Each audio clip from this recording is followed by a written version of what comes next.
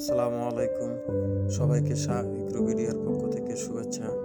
আজকে আমাদের ছোট্ট খামারের সিজনের শেষ প্রান্তে এসে এফিমেরাল ফিভার দেখা দিল। বকনাটির টেম্পারেচার ছিল 107, আর সামনের ডান পা ঘোরাচ্ছিল আর ঘন ঘন কাশি দিচ্ছে।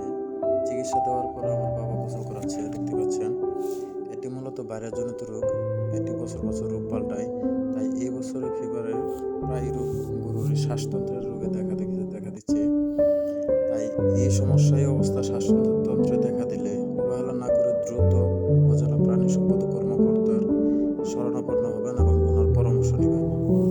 আলহামদুলিল্লাহ, আপনারা দেখতে পাচ্ছেন আল্লাহর অশেষ রহমতে সকালবেলায় আমার বকনাটি সম্পূর্ণ সুস্থ।